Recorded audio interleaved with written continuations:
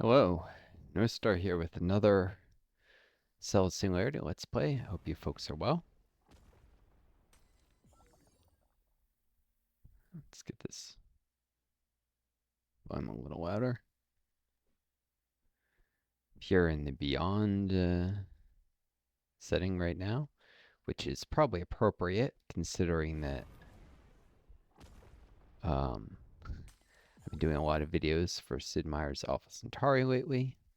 Although in the original game, not the Alien Crossfire expansion, because Alien Crossfire does not work on Windows 11 post a certain feature pack, which is very hard to roll back to before, and probably comes with security risks.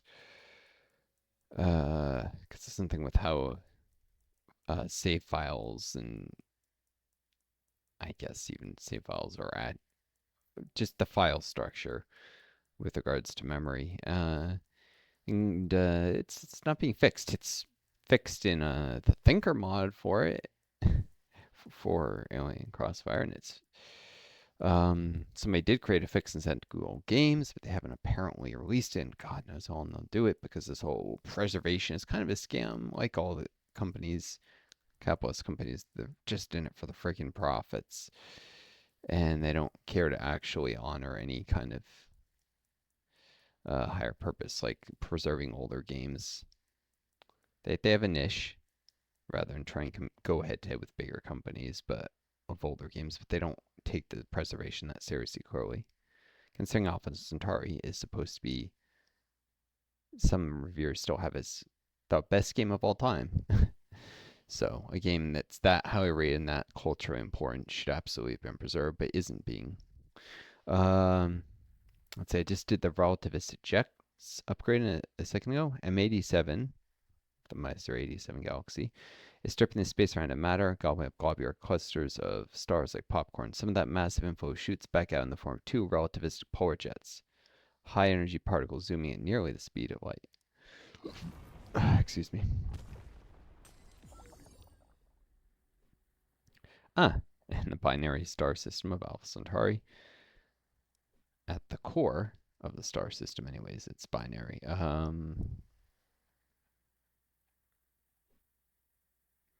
When two stars orbit together around a common center mass, it's called a binary star system. They are often nuclei of planetary nebulae, and shades mass of each other to go past the evolutionary stages of staring single stars. Of course, the system as a whole is trinary.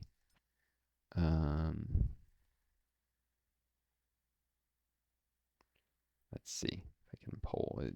I think it has a description. Alpha Centauri is the closest system to our own. Solar analog. No, it doesn't have anything more. Well, it's got 3 stars anyways. I think maybe it's one of the badges. One of these explains it.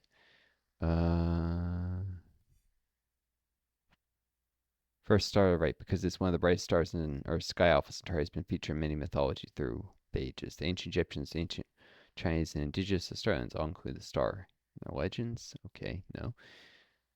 Terminal trip. Although the Alpha Centauri is the closest star system to our own with our current spacecraft technology, it would take us 50,000 years to journey to the alien star. That's bullshit. That's, I think, assuming with chemical rockets, but we could do it in a fraction of that time, like say 300 years with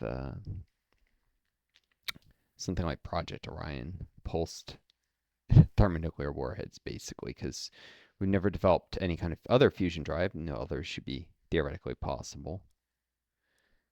But we perfected fusion for bombs, because of course we have, being a violent and greedy, selfish culture. Well, not all the cultures on Earth, but the dominant one, American capitalist culture, which is what invented the thermonuclear bomb. Gravitational, and of course using Nazi scientists, let's not forget that, in the project, less so than in the rocketry.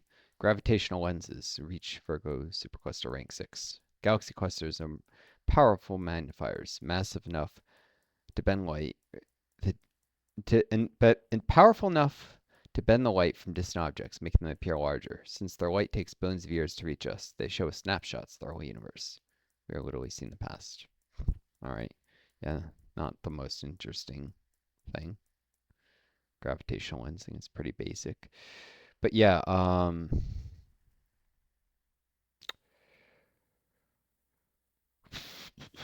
mean, Oppenheimer also played a role, and there was this freaking, movie that tried to whitewash him. He was in A Man Consumed by Guilt when he said that Frame the Creator, just Frame the Destroyer of Worlds, whatever. I'm trying to remember his famous quote. That was actually referring to a passage from like a Hindu text, religious text, and it wasn't because he was feeling guilty or morbid. It was actually, if you know the context of that passage, about how destruction is inevitable, and you can't blame the person who carries out destruction. That it's their role in life. It was actually making excuses for themselves. That quote, the exact opposite of guilt.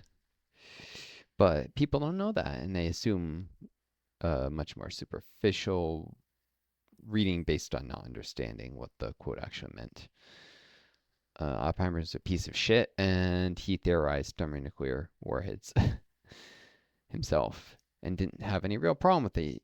He even talked about humans countenancing the destruction of the species and didn't seem too bothered by that.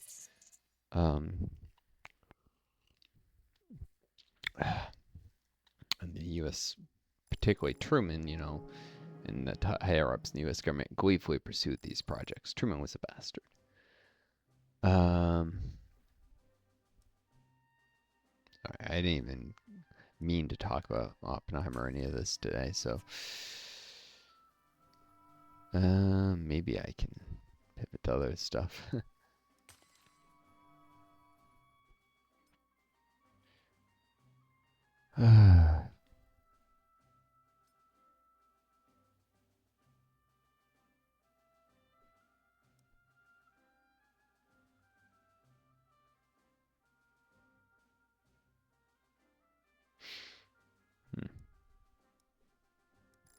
Let's go back to the flowers exploration here.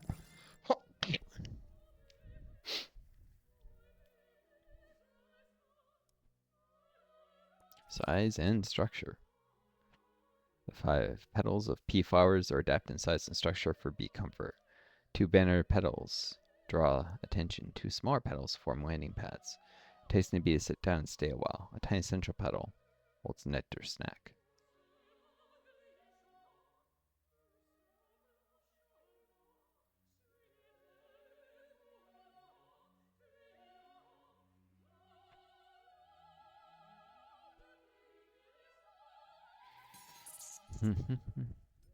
Orchard bees.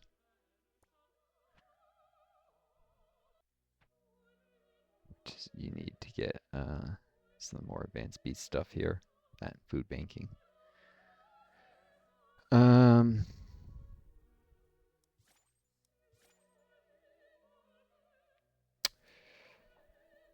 Yeah, so I did want to discuss.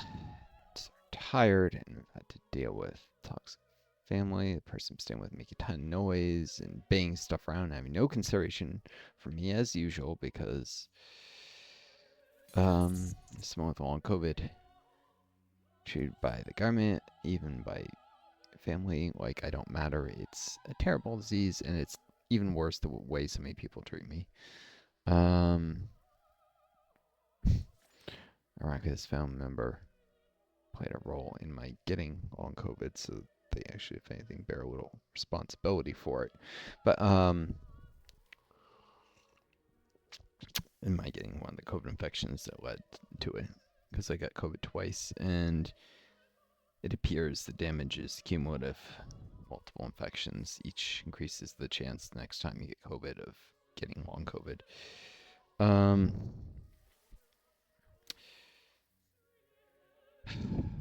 So I got after like 2 infections. Some people got like 10 COVID infections before they got long COVID. Feel sorry for those people though. To get that many times, you must have been not careful to get that COVID that many times.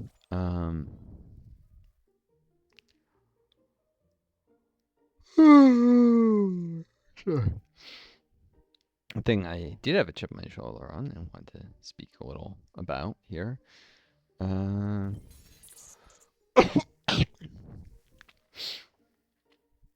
save up to food banking.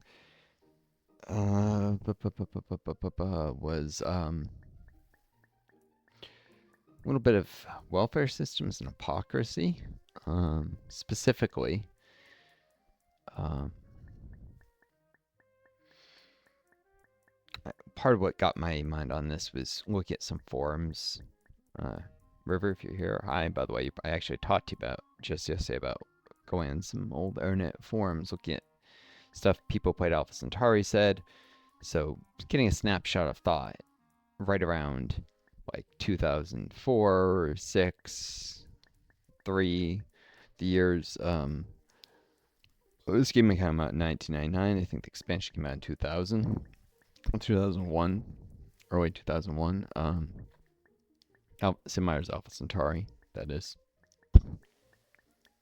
So there was a lot of forum activity in the early to mid, well, in the mid to late 2000s, OOs as opposed to 2010s. Food banking here.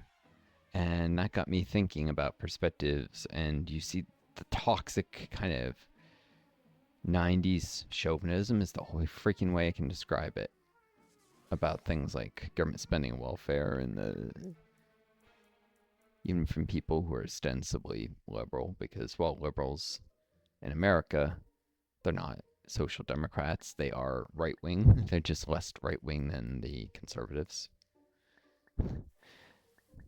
Liberalism is not your friend, and liberalism is not the same as social democracy or socialism or progressivism, even. It's center left to center right ideology.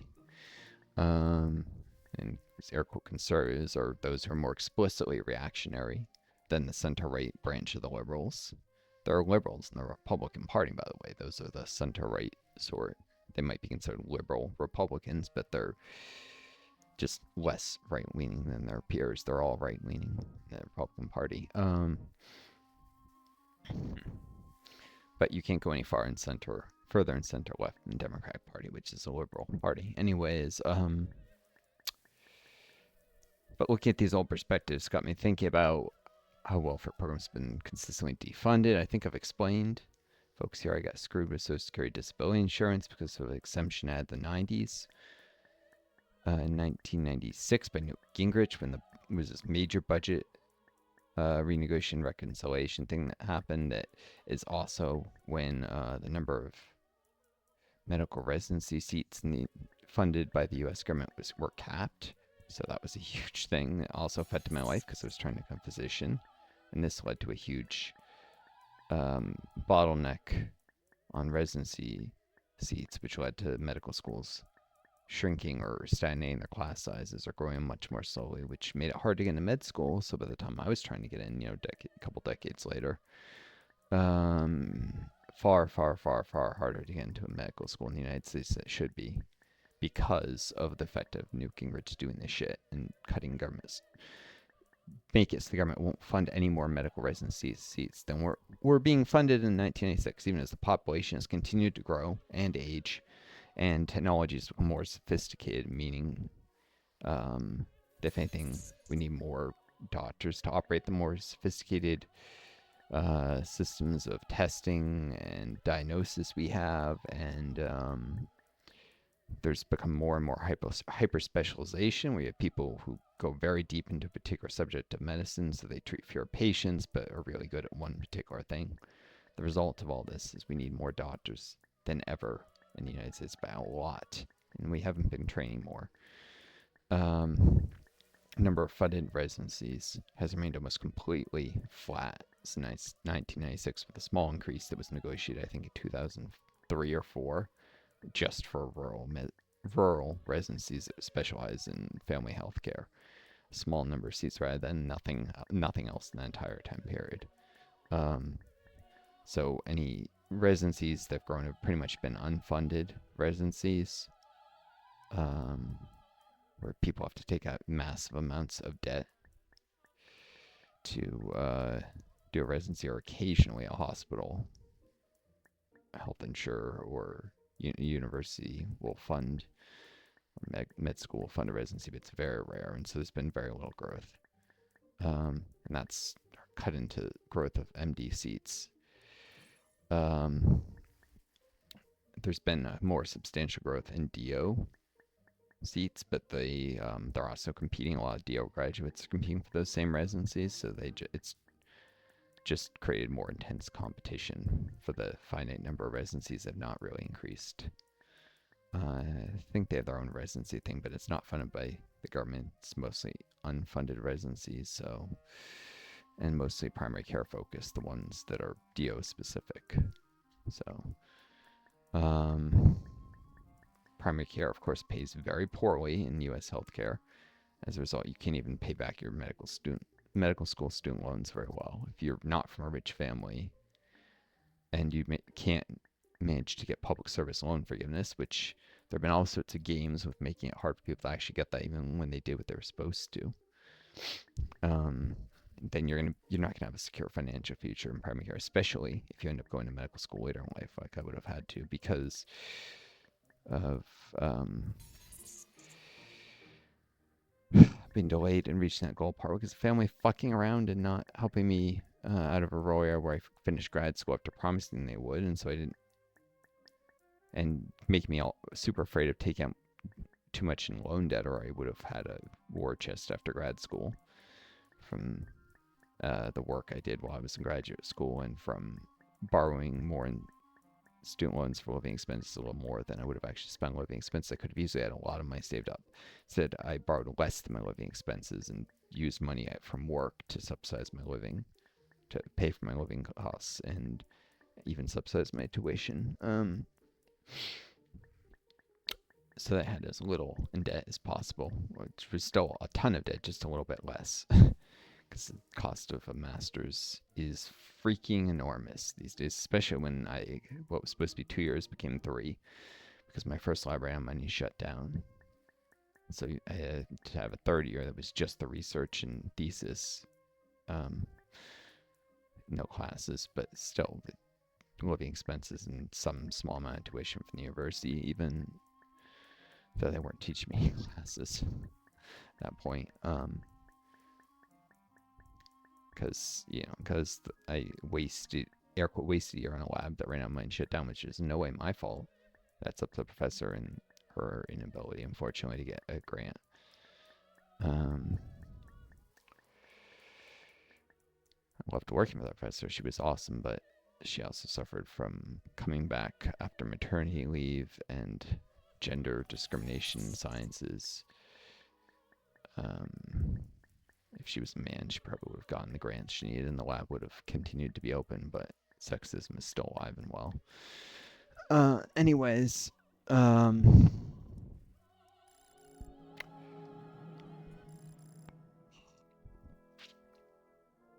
so welfare programs have been steadily defunded.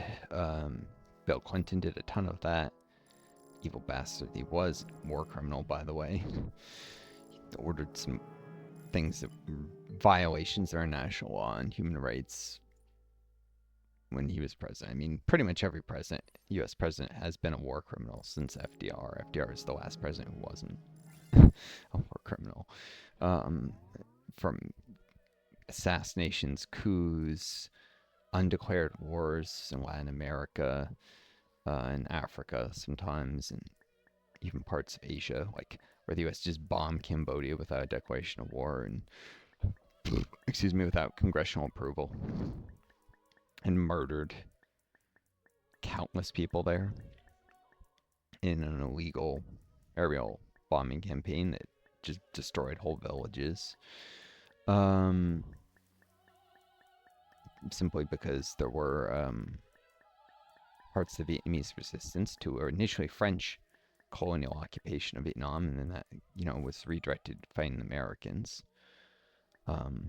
defending us, because they were running guns through some jungle trails in Cambodia. apparently is acceptable to destroy whole villages. What, to bully the people of Cambodia into attacking the Vietnamese? That wasn't going to happen. This was just evil to its core. And yeah. And the U.S. will try and downplay. And so we always bomb places where there were guns being kept or smuggled. You don't have the right to bomb a third country to begin with. And that's a lie. That's a lie. That it was anything specific. The flimsiest bit of a hint that someplace might be a target was used to bomb places that usually weren't. There was no real consideration for human lives. But that's one of the worst examples of war crimes. But Bill Clinton did stuff with illegal missile strikes and the Yugoslavian conflict and just so much evil shit. But especially since Bill Clinton, welfare programs have been cut in the U.S. and people make all sorts of excuses for it. It's most ironic and stupid to see where you have these capitalist swine who frickin' always proclaim capitalism is the greatest system on earth, and they talk about how it works, have some very basic understanding of the theory of how capitalism supposedly works. But then the moment you talk about, say, welfare systems, that understanding goes out the window because conveniently applying that theory in a consistent manner would lead them to force and admit that welfare programs aren't so bad. This is most obvious when you get these sorts talking about things like universal basic income. They'll say things like, oh, if you go to a UBI, landlords will just raise the rents by whatever the UBI is. That's a lie. Any simple understanding of how capitalism works will prove that to be false. And, the same sort of thing is applied to, say, having decent amounts of rent support, housing support. So, maybe I'd have to stay with a shitty family. And as a disabled person along COVID, maybe I could actually get government housing assistance. There's like 9-year waiting lists for those. It's not even worth trying. And they keep the waiting list super long so that people won't even try and apply because it's not worth the struggle, like with me. Heck, if I applied, I'd probably get it in 20 years. And it had already been a cure for long COVID, or I'd already be dead because I was without housing so long. It's bullshit. But you can very quickly see that's a lie because let's just follow that line of logic for a second. Landlords raise the rents because people get a universal basic income or housing assistance. Okay, fine. But what happens next? These worm dogs, which use an insult from Alpha Centauri, worm dogs. Yeah, if you see my series, you may eventually see that reference come up where in one of the quotes someone refers to someone as a worm dog. It's one of the tech quotes that it comes up in. I'm pretty sure it's in the base game. It could be tech from the expansion, but it's also, there's a reference to an MS-DOS error prompt that was already becoming a date reference in the 90s, and someone that is called a worm dog in the quote. I'll leave you guys with that much. But anyways, these hyper selfish worm dogs sit there and will always end discussion right there with rents go up. But let's follow that logic because they always talk about how it's the profit motive that leads to expansion of industries. I think you can see where I'm going with this. If rents go up, then the profits from being a landlord go up. And what does that lead to? Well, it leads to potential landlords and existing landlords being willing to pay more to acquire housing that they can rent out. If they're willing to pay more for it, then there's more profit to be made in making new housing through, development. Yes, landholders, there is unfortunately zoning laws that restrict new development. So initially that might lead to people own land that could be developed, further raising their prices and collecting some of that. But this can lead to potential pressure on governments to relax zoning laws so that people can sell land they have for up zoning for increase further development through upzoning the land, and because if land values go up due to more money to be made from rents or housing sales, because rental markets and housing purchase markets are always directly in competition with each other. People can rent or buy if they have enough money for both, and many people don't and are stuck in the rental market, unfortunately. But they are to some degree correlated, is the point. Although buying will always be a little bit less expensive in the long run, and privileges those who already have the money to be able to, make down payments, whereas banks won't approve people buying homes where the mortgage would be a lot less than what they pay every month in rent already, because capitalist selfishness and greed and illogical, or in this case, cruelly logical. That is, it makes sense when you consider the risk that someone may not be able to keep things up, but the cruelty the cruelty of capitalism that just inherently happens with it. But anyways, which is why capitalism is a terrible system. Keeps people trapped in poverty and such, in renting housing instead of buying in this case. And if you think, ooh, capitalism has high home ownership rates, you're fucking full of it and you don't know your history. You want to guess what countries have some of the highest home ownership rates on Earth right now? China and Vietnam. And the Soviet Union had one of the highest home ownership rates on the planet, as well as did many Warsaw Pact countries. Although the neoliberal shock therapy led to a decline in home ownership rates in Eastern Europe and in, Russia. In the former Soviet Union countries like Kazakhstan that were part of the Soviet Union proper as opposed to Warsaw Pact, homeownership rates used to be very, very, very high in these areas. Yes, because homeownership was still allowed under communism. You just weren't allowed to own businesses. You could own your own private home, though you could not own second or third homes that you only owned to rent. And there were restrictions even renting like extra rooms in a house, which unfortunately leads to some inefficiency.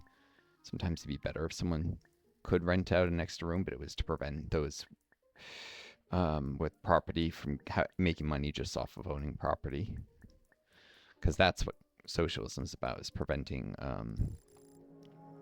basically money from making money, to keep, because it leads to enormous inequality in those, in a winner takes all system. Some people will take all eventually and rise to the top and form a plutocratic oligarchy which rules whole country like the US has now, billionaires running everything directly or secretly through buying politicians. And it's fairly direct now with billionaires like Musk out in the open fucking things up. Of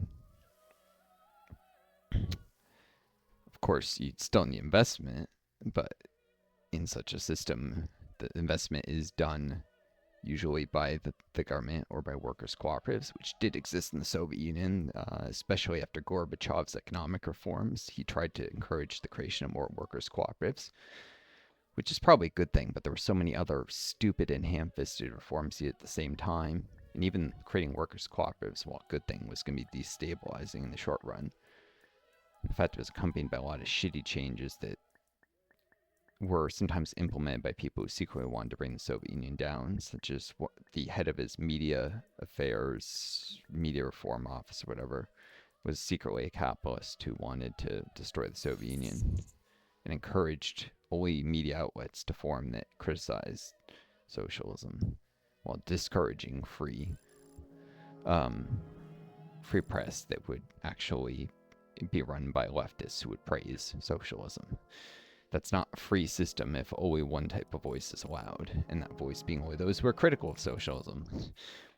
Which, may sound ridiculous until you realize I said the guy was secretly a capitalist and secretly wanted to destroy Soviet Union. He even wrote as much as memos later, which I don't know if they were released until he died, but this guy actually wrote about how this was his plan all along. So it's an accepted fact, but one that bastards who determine the narratives often try and gloss over and not draw attention to. You won't see a lot of historians even be aware of these writings, and those who are will never talk about them. Even though anybody who knows about them can't contest that they're authentic. It's pretty clear this is true. There were people in the Soviet Union who were trying to destroy it from within and succeeded. um, the Soviet Union collapsed due to internal sabotage and people no longer believing in socialism, not because somehow collapse was inevitable. Anyways, it never had much of a chance anyhow. Competing with the likes of the United States, it wasn't a winnable fight. U.S. was so powerful and so wealthy compared to the U.S. I mean, to the USSR, that the moment the Cold War begun, the fate was already decided. It wouldn't have mattered if the Soviet Union had been capitalist. Still would have lost that lineup of land, population, resources, power. There was no fucking possible way for it to end any other way. It's actually amazing the Soviets held on as long as they did, and that they almost won despite the odds being so strong against them. If they had just held out like 30 more years, which would have been quite a task, but if they managed it, they would have seen the U.S. start to collapse on itself, as it's doing now. And then they would have won at that point. Then the odds would have actually been in their favor from that time point forward. Like, the odds of ever getting to that point were very, very low, but if they made it to that point, the odds of looking forward, because, everything in the past is sunk. It's already happened. Sunk costs, sunk, whatever. Looking only from that time before, the odds would have been in favor of the Soviets winning if they'd made it to today, with the U.S. flailing, destroying itself.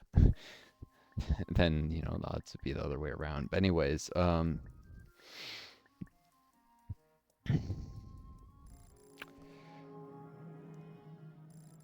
just as the odds are actually in favor of China winning this current second Cold War that's emerging, if they can just avoid getting drawn into a hot war with the U.S. and survive the first maybe 20 years of this. The only way the U.S. wins is if they win quickly. In a drawn-out second Cold War, the U.S. loses now. And that's good, because the U.S. needs its shit kicked in. It needs a little bit of humility.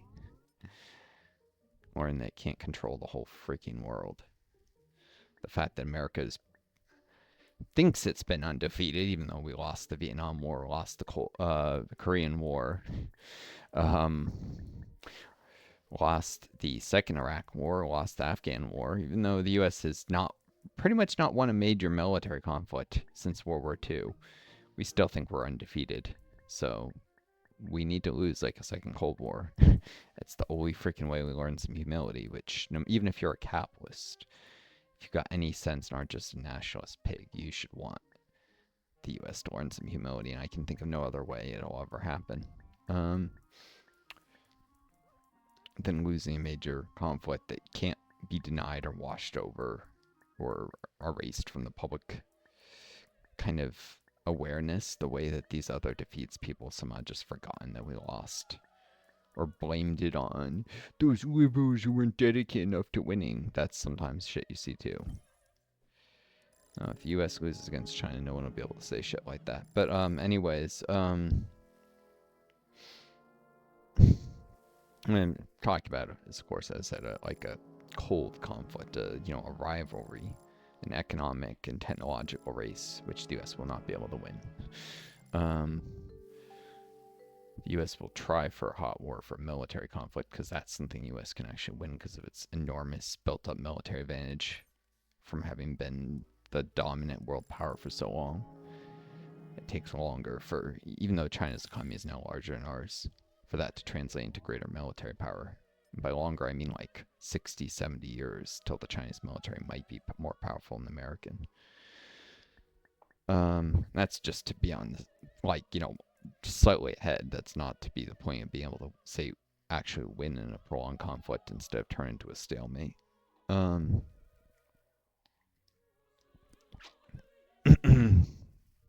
course, economic power helps with those conflicts too. That's all looking at weapons.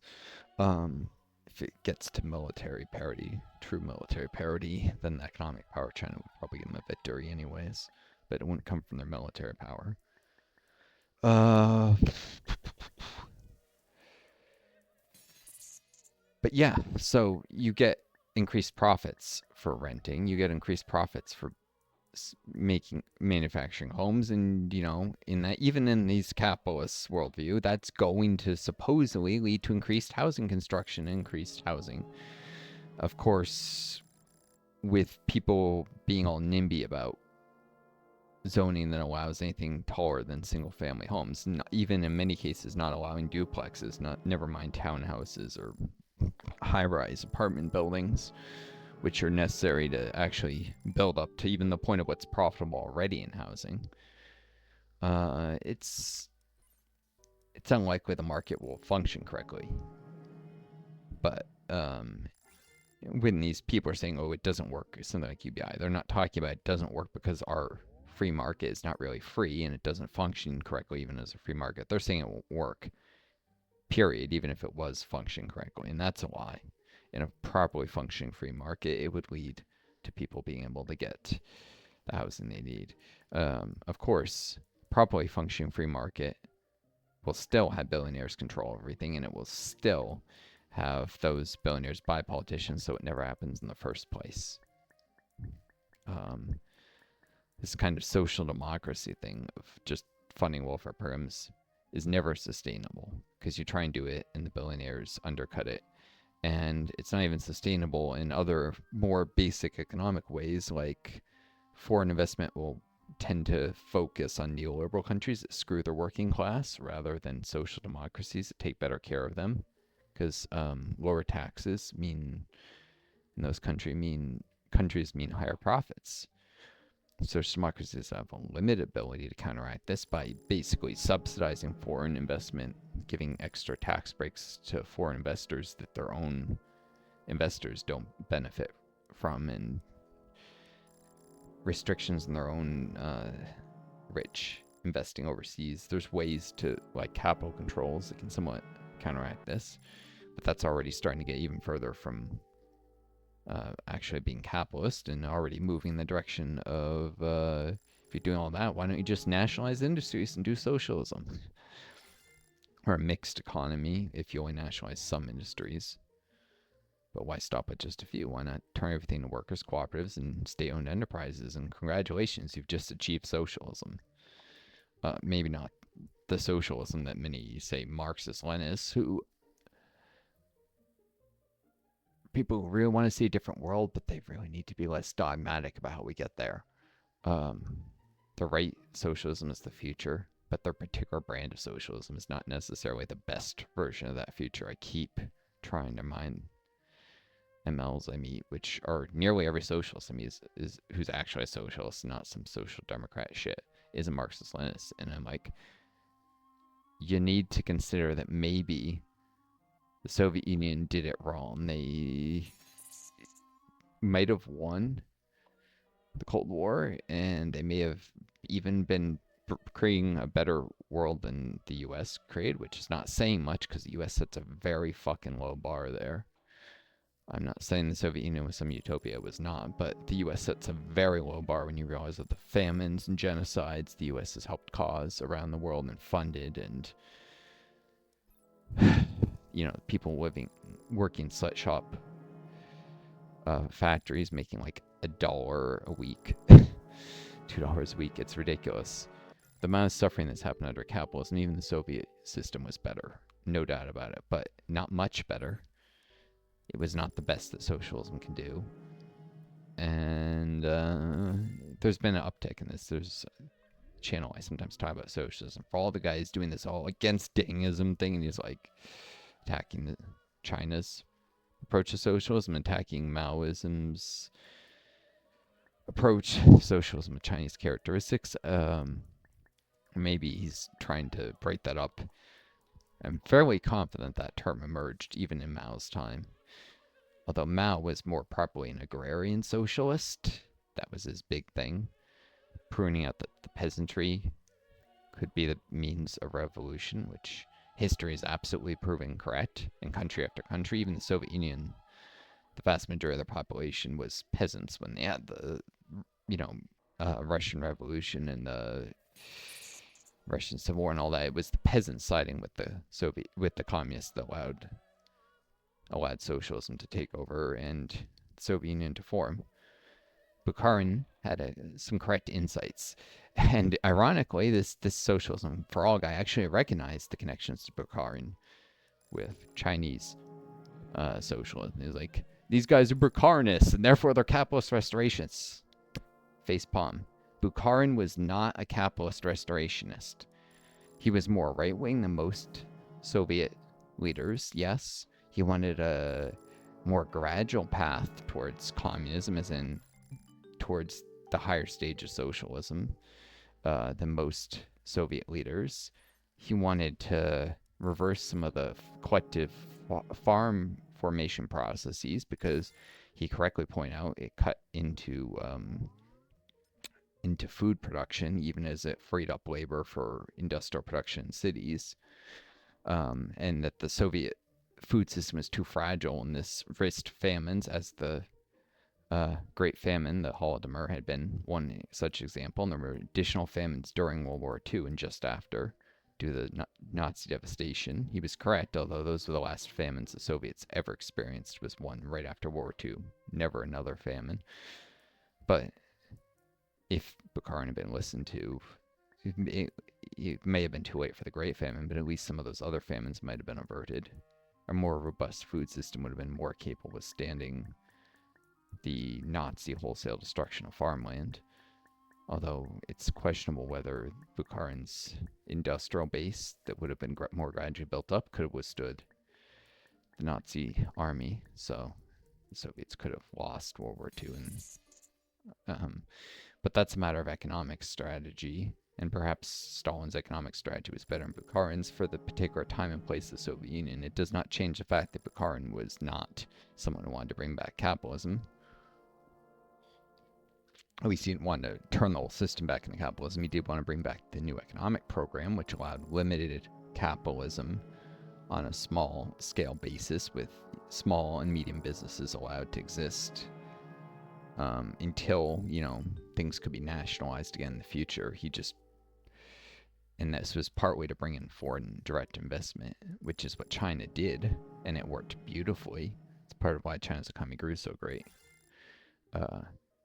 Is they kept the commanding heights of the economy under socialist system, under state control and workers' cooperatives, agriculture and energy, banking, but they allowed some manufacturing that was owned by foreign capitalist firms on the coasts. And that's what led to the Chinese manufacturing explosion, which led to their economy being bigger than the U.S. economy now. Because without this incentive of offering profit to foreign capitalist firms, there was no way to get the foreign investment that was required.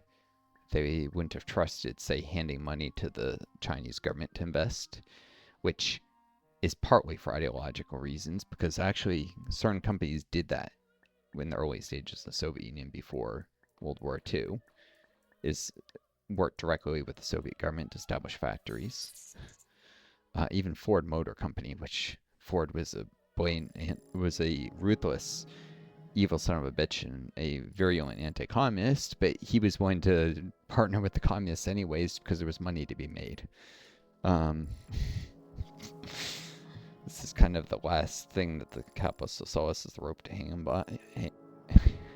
Kind of thing. Ford was a horrid anti-communist, but he helped build car factories in the Soviet Union. Of course, he also helped build them in Nazi Germany, so he had no principles, period, on who he worked with.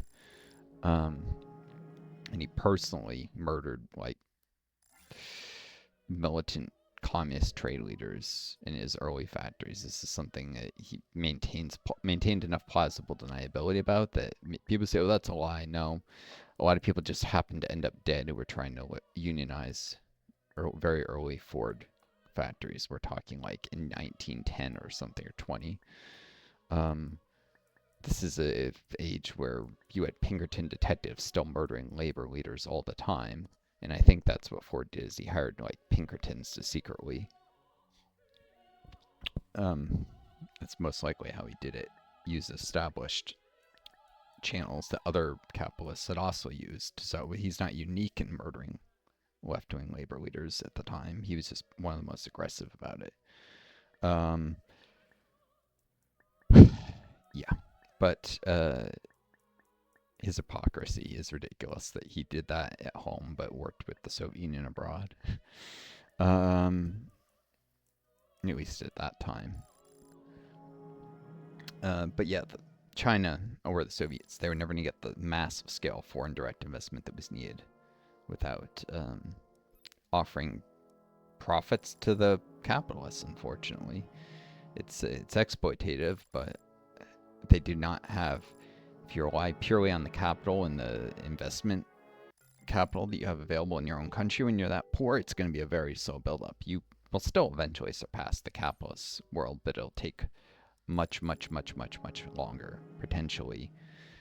Like the Soviet Union wasn't projected to to surpass the size of the U.S. economy till like 2050 if the Cold War continued. Which, I mean, China has already surpassed the size of the U.S. economy. It was much less developed than the Soviet Union when it became communist. So China's system has worked better in terms of rapid economic growth than the Soviet system, which the Soviet system until the end of Bretton Woods was the second fastest growing economy in terms of long-term GDP growth rates in the world, after France before the end of Bretton Woods and after Japan. But China's economy was starting to really pick up steam between the end of Bretton Woods, which is like 72, and the collapse of the Soviet Union in 1989. So in that 17 years, China was climbing the rankings. And by the 90s, it would become, if I'm not mistaken, the fastest growing economy in the world in terms of long-term GDP growth rates, and would have surpassed the Soviet Union if the Soviet Union had still been around.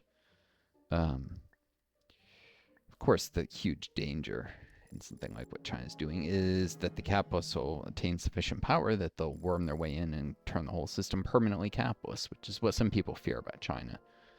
Now, they look at what's currently there, and it's not pure socialism. It's a mixed economy with socialism in commanding heights and capitalism in the manufacturing sector, especially light industry, that is consumer goods. And they say, oh, well, China's billionaires, China's not socialist, China will never be socialist. That's what people claim.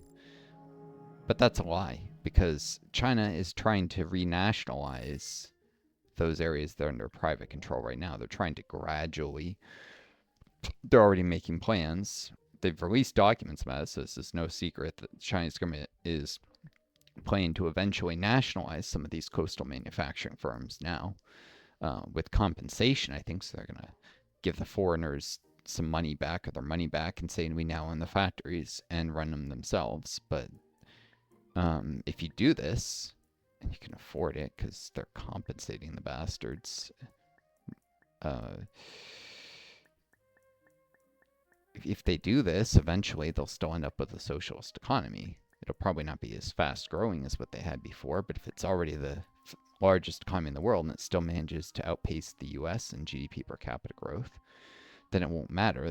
They'll still be able to eventually win any kind of long-term conflict, and they'll have removed the threat of the system degenerating into full-scale capitalism eventually. But everything happens gradually. Chinese leadership is very wary of frightening people or rocking the boat too much, so this might take 50 years to, renationalize those companies. It's going to happen very, very slowly and carefully. And there's a danger that it'll be abandoned before it ever really gets off the ground. Out of Chinese leadership has nothing if not an excess of caution, which is good sometimes, but sometimes more aggressive, riskier action is necessary, and caution will guarantee defeat. Ironically, they may win a Cold War with the US and end up capitalist at the end of it anyhow. Cruel irony. Because the clock is ticking. Chinese billionaires are almost certainly making plans with like the CIA to usurp socialism in China. I mean, China monitors their billionaires very carefully, and they put some to death for corruption. So they probably, if they caught them, would kill them. But never underestimate people's that powerful their ability to keep secrets. That people that wealthy and powerful, like Chinese billionaires, they're probably plotting this stuff as they speak. Um, the clock is ticking. China cannot remain in this limbo between capitalism and socialism that it currently exists in forever. Um, and if it makes the wrong choice and moves to full-scale capitalism, the world is doomed. We'll end up destroying ourselves with climate change and nuclear war and conflict between great powers, because China will then become an full-scale imperialist power, not just seeking to expand their influence. And sometimes that's a way to actually expand the spread of socialism around the globe a little bit. Like, China will help countries in Africa economically, and yeah, they get some interest on it, but it's not the Chinese debt trap. People say that's a fucking lie. What they're hoping is that the countries in Africa will be grateful for the more lenient loan terms that they offer and such. For instance, they'll often forgive debt if a country in Africa, they make investments and things go tits up and the country's not going to be able to pay back the loans.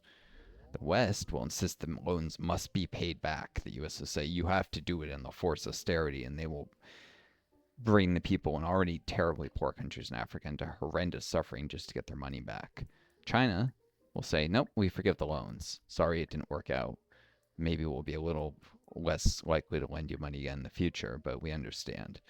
It's a very different perspective, and this gentler hand they're taking is partly, I think, in the hopes of building diplomatic goodwill and maybe even seeing some people in those countries become socialists.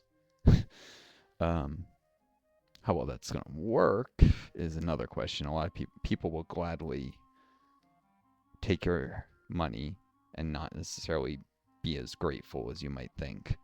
But it's the right thing to do, and I'm not going to criticize it. I hope it does work out. And even if it doesn't for them, it still at least helps Africa develop, which is something that the world desperately needs, is for Africa to get out of its horrendous poverty.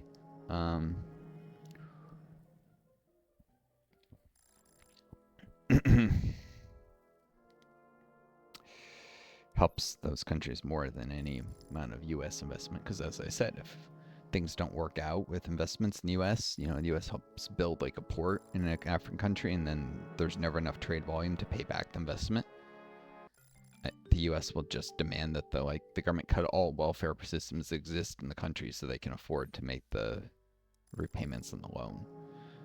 And institute a military dictatorship if necessary if there's too much public unrest at those cuts. Which reminds me of Malfa Centauri game, where you can use brutal military policing to control your population, or you can provide them better standards of living with like medical care, increase the number of doctors in your population early on. Doctors are one of the early specialist types. They're unfortunately replaced by others. They don't like that because I think medical personnel are underrepresented in 4X type games, and it was good they had doctors in the game, and it's bad that they don't exist past the early game. They're replaced by other specialists with higher yields. Really, they should have had like a new medical specialist with a higher yield that's available later, higher tech, or tech just enhanced the specialist output. Anyways, yeah, and you can invest money in psych slider, which might be considered stuff like welfare programs and parks and education for your population, higher standards of living. And the expansion of the game, which doesn't work in Windows 11, and if I want to play it, I'll probably just have to do the Thinker mod, since I don't want to mess with creating a virtual machine. I would need a legit CD key for an older version of Windows for the virtual machine, so which I don't think I have, or if I do, it's buried deep. I might have an extra XP key, some Windows XP key somewhere, but it's like I'm not gonna find it easily. So that basically makes my options installing Linux or doing a Linux within a virtual machine, if that's possible. I think it is.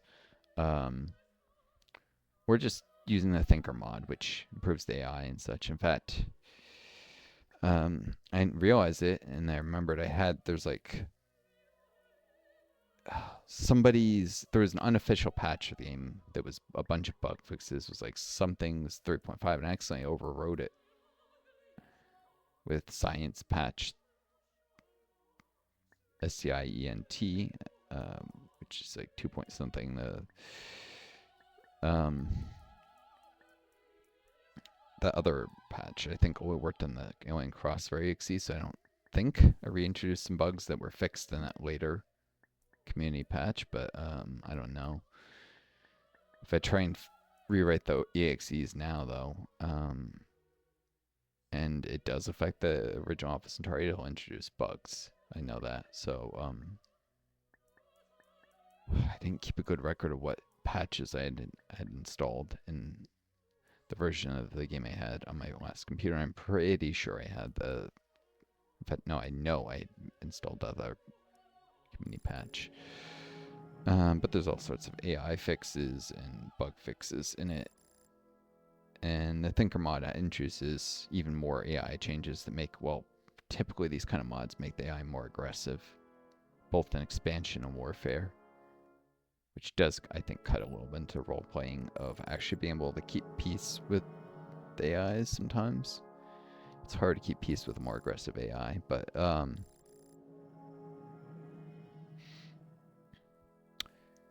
in that game, in the original, you can't.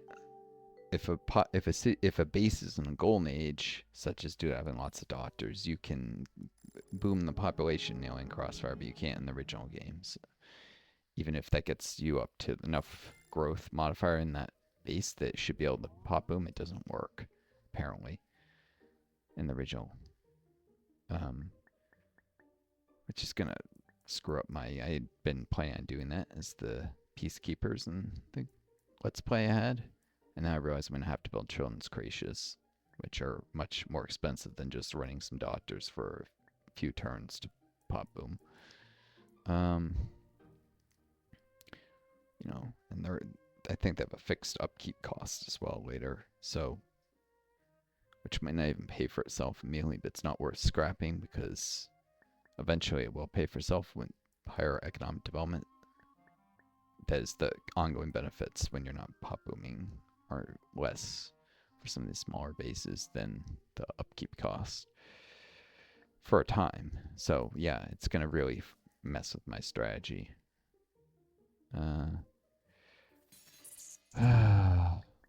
Positives, I did find some stuff about being able to do an INI file change to maybe play the game at higher resolution. Than I've been doing that. So look out for maybe the next video being higher res.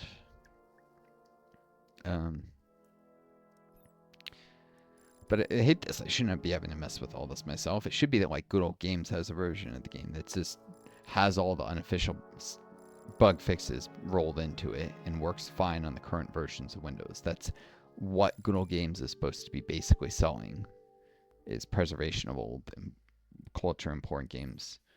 But instead they've gone into, we're adding everything. And they sell lots of new games in Good Old Games now that aren't old in any sense because there's more profit to be made in it. And have all these sales in the new games, put all their attention advertising that. Meanwhile, they don't actually preserve the older games. That is literally what the name of the website's supposed to be. At some point, they'll probably rebrand it from Good Old Games or GOG. I think they've already referred themselves as letters to some other bullshit name because CEO scumbags just, they think that constantly changing the name of their company is a great idea. It's fucking ridiculous. And what's more, they're, of course, abandoning their original mission because the only thing that matters to capitalists is making as much money as possible. This is why capitalism has to go. Because in a winner take all system, someone will eventually win. This is what I can't stand about, say, family members and my parents' generation. They built a world that's self-destructive, and they won't take any credit for it. They won't feel any shame over the fact they've created a world that is literally dooming me to death if I stay in the United States, either because of political persecution under fascism under Trump, or because the welfare systems I'll need to survive, which are already inadequate. If things continue as they are, right as they are, and my YouTube never gets to be large enough to monetize, I will fucking die eventually. Because eventually I won't be able to stay with family anymore. Either, family members will die because they're getting old, or like the tensions will come to, go find your own place, even though I don't have any way to pay for my own place for long, because the government that doesn't provide housing assistance, really. The state, like the waiting lists, as I said, are like 9 years for that, and the state doesn't give me enough money to afford rent in the little bits of cash benefits, which, if it was paired with housing assistance, might be feasible to survive under. But the housing assistance isn't actually available because the waiting lists are too long. And so I'd end up homeless eventually when my savings ran out. And the federal government will probably screw me out of SSI.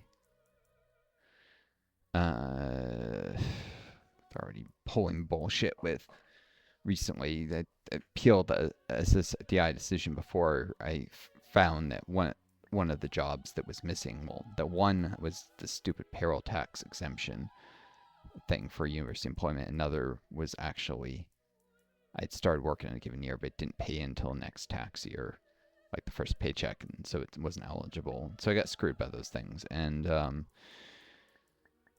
I submitted an appeal form, they said it was unreadable. It's like, okay, whatever. And then now, months later, they sent me a thing. We've considered your appeal rejected. We requested 2 times in writing. They requested these documents haven't provided. They requested nothing in writing. I got nothing from them, and they told me over the phone that my appeal was unreadable and they weren't going to do anything with the form I requested. So to then say you were not processing your appeal, then process the appeal anyways, then lie about requesting and writing things you never requested in writing, it's scumbag behavior. And that gives me very little confidence. They won't even try and fuck me out of being considered officially disabled, so that if my savings ever fell enough for SSI, I'd be able to get that. But even if they don't screw me on that, because that's actually a private for-profit agency they contract out that makes those decisions. And so I suppose it's an issue with the local office being pricks, someone at the local office being an asshole with this other thing, and they may be powerless to affect this agency, which is the state government that they're contracted to, so it might be actually better than the local office, ironically. So I might not get screwed on that. There's no saying. But even if I don't, the SSI program will probably be slashed by the likes of Trump and the Republicans to the point where it will be even less than it is now. It's already a ridiculously small amount of money. And if the state stops writing the limited cash assistance they do before that, and that SSI gets cut, point is it won't be survivable.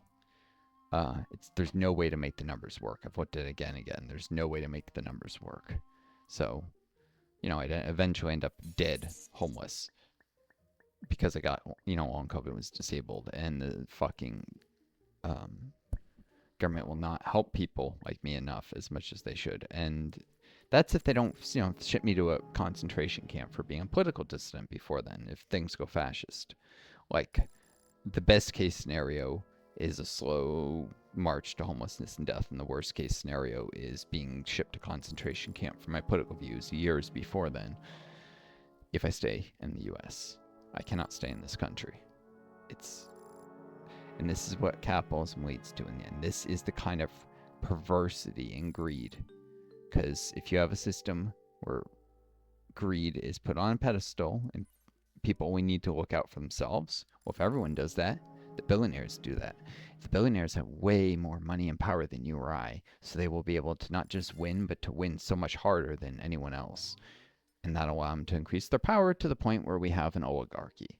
That's the inevitable outcome of being, quote, apolitical and just look out for yourself, is that the billionaires will take everything over.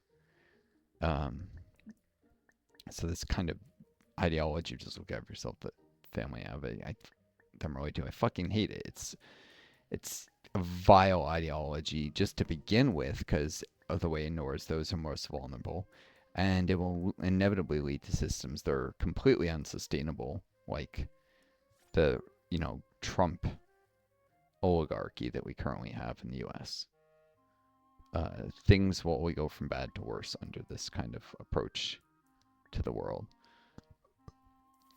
And they feel no fucking shame over it. The people who voted for Reagan and have supported this kind of world outlook for decades. I'm relatives, my parents, both of them. They both voted for Reagan, my mother and my father. It's just disgusting. They feel no shame over the world they helped create. And even when their own son is going to end up dead because of it, they don't care. They are vile human beings. They will blame the victim.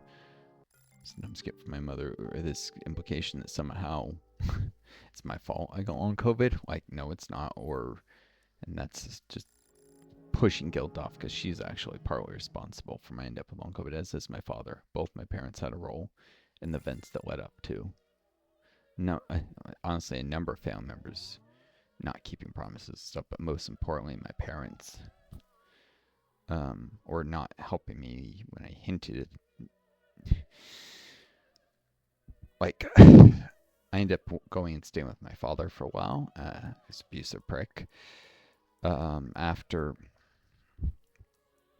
there was about to be a lockdown and they were emptying out, people and all my peers were emptying out of the city. This is my special master's, my second semester of it. If I had good people I was related to, I would have had someone else I could stay with that would have been a great, safe, supportive environment. Heck, I even hinted some more distant relatives I would like to get the frick out, and I hinted that needing their help years earlier when I was trying to get out of a rural area. I was stuck after grad school, and they didn't help. And you can only hint with these people because they get angry if anyone asks very openly for help. But I finished a master's. I was stuck in a rural area. I've been averse to debt. My parents felt there were any promises to help me get out of there. And when I asked more distant relatives if there's anything like they could do without directly naming anything, because as I said, they would just get angry and not help. Nothing. Any number of people could have helped me get out of that situation, but did not, because they're all selfish to different degrees. Not as bad as my parents, and they have obviously less obligation, but like there's a great uncle I tried to hint that I needed help getting the hell out of there, for instance, and he was in a position he could have helped me, but didn't. There were just a lot of people who could have helped me, and every freaking one of them was putting their own needs first, and I've seen very little evidence of any of them ever taking large-scale actions to help others. Some of my relatives will take small-scale actions to help others, and that's nice, but it's not enough. They should be doing more. I'm pretty sure I'm the only one who's done any substantial amount of Habitat for Humanity builds in my entire extended family, for instance. It's like, that's such a small thing. Go and help build houses sometimes for people. Why is that? That should be the bare minimum kind of standard that, when you're privileged and well-to-do, and me, the person who of all my extended family has struggled most to survive, is the only one who's done that to any substantial degree. That's just sad. I don't know. But by far the most blame falls on my parents here.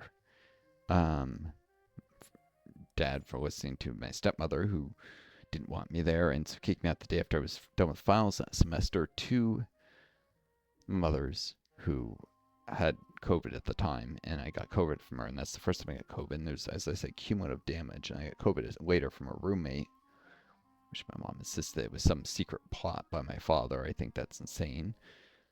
But if that was true, that would be even worse for him, But look even worse for him, but I doubt it is. My roommate just, he got COVID on a business trip, and he did not quarantine in place like he should have. Instead, he came back from the business trip, gave me COVID. That was the second time I got COVID, and I got long COVID after that. but I might not have gone long COVID after the first after COVID if I'd only gone it once, if the roommate had been the only time. So my parents, my dad came back to my mom's mom, who was denying she had COVID anymore, even though she just had a reason. Like, no, you're still contagious. I know the contagious window for the window for being contagious for this, and you're definitely still contagious. I've studied viruses, and the CDC has documents, and just because she didn't want to like argue with my father about this, saying, "Oh, you can't come and stay here," but no, I'm not contagious with COVID. I'm like, yes, you are, and that's the best argument I can make to him for why. And I need to go back to my apartment in the city, not go to your house, because my life will be at risk because COVID can kill people. That could have happened. Instead of ending up disabled, it could have ended up dead. But well, that infection, as I said, did not lead to my becoming disabled. It led to damage that probably led to the second time I was infected, causing disability. So, because it works on a cumulative damage framework as far as is understood now. Anyways, enough. Talked too much. Probably getting too much personal details here. Don't need random internet strangers to know everything about me, so I wish you folks all the best. Take care of each other. Be kind to yourselves, and may you always find a guy and start a lead home. Until next time, it's Northstar. I do. Best luck.